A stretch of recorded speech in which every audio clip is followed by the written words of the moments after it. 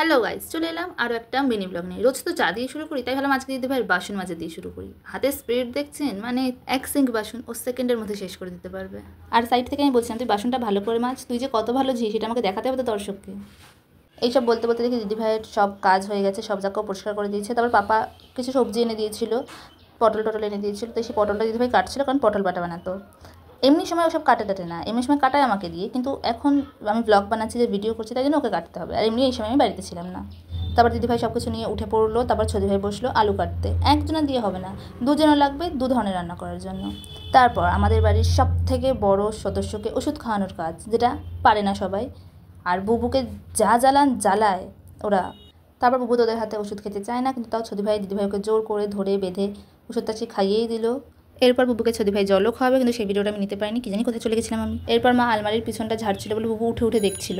তো এখনো যেন এটুকুই আছে, নেক্সট মিনি ব্লগে টাটা।